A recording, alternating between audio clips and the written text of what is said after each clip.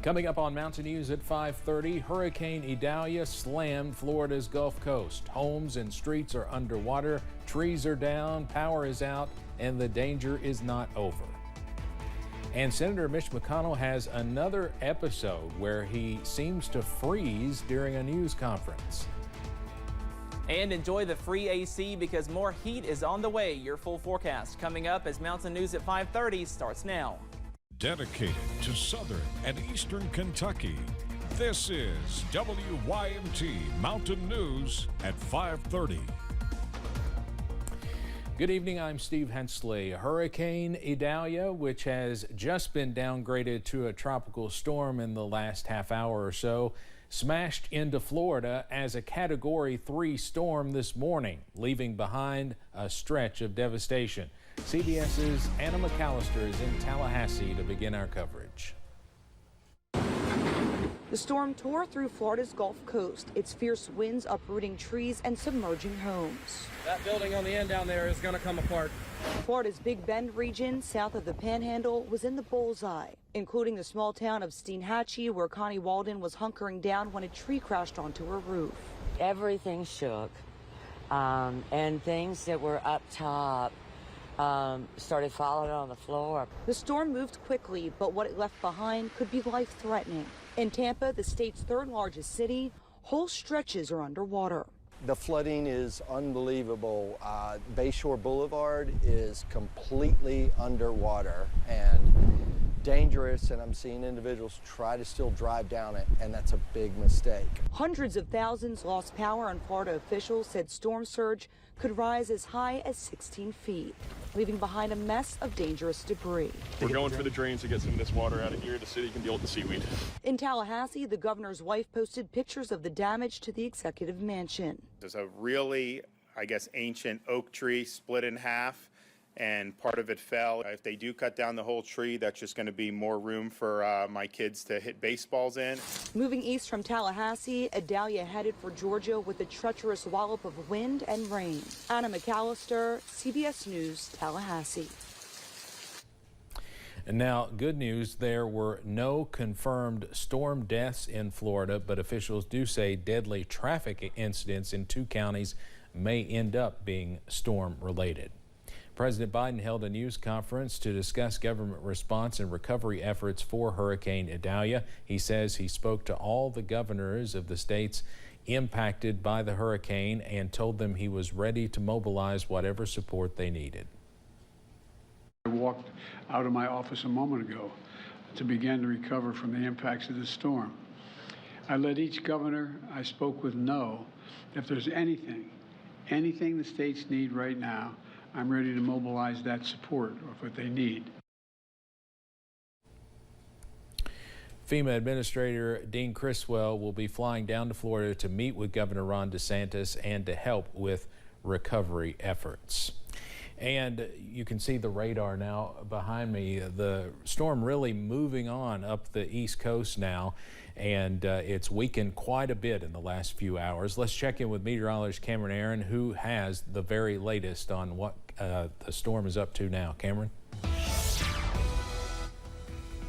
Yeah, Steve, earlier this morning, this was a Category 4 storm, but notice, I want to point this out real quickly. As it came ashore, there were 2 different kind of eye wall features here. That's what we call an eye wall replacement cycle. The one in the middle, it kind of fades away, and the one on the outside takes over. And as it does that, it does weaken the storm just a little bit. So that is why the storm went from a Cat 4 to a Cat 3 as it pushed further off to the shore. But really, Cat 4, Cat 3, not a huge difference. The results were pretty much the same. A very devastating storm for portions of the Big Bend area of Florida. As of 5 o'clock from the National Hurricane Center, a tropical storm now. Idalia has winds of 70 miles per hour. That pressure up to 984. Last night, pressure was in the 950s, a very strong storm. It is 40 miles to the west of Savannah, Georgia, bringing some heavy rain, some gusty winds to Savannah, also Charleston, South Carolina, also the Outer Banks of North Carolina as well. And notice as we go into tonight, also into early on Thursday, Tropical Storm Idalia continues pushing off to the north and east before pushing out to the Atlantic Ocean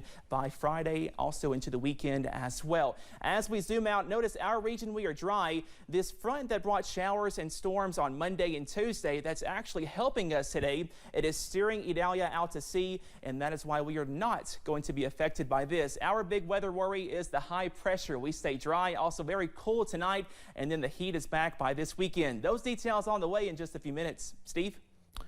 All right, Cameron, thank you. Kentucky's senior senator appeared to freeze during a news conference once again today. Senator Mitch McConnell met with reporters earlier in Covington up in northern Kentucky. The senator was asked about running for re-election when he froze.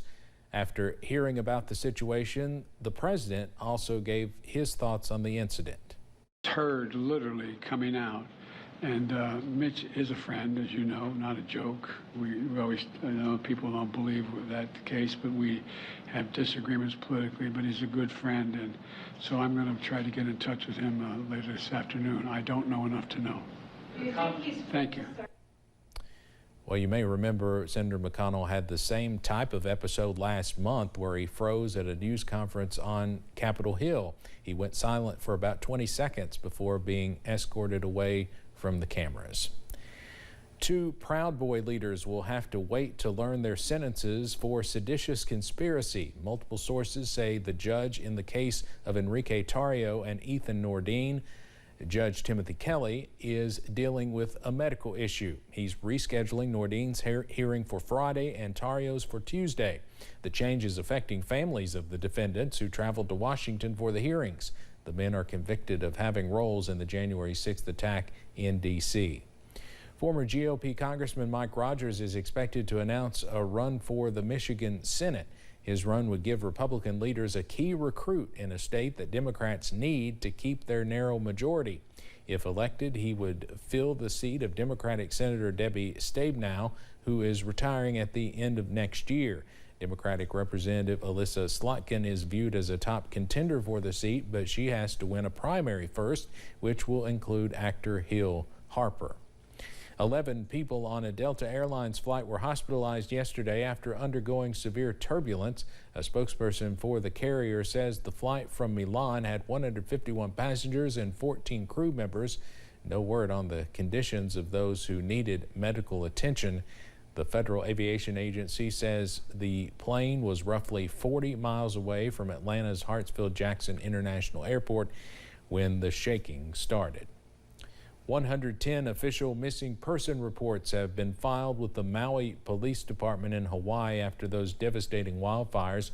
This comes as officials work their way through the FBI's credible list of 388 missing people.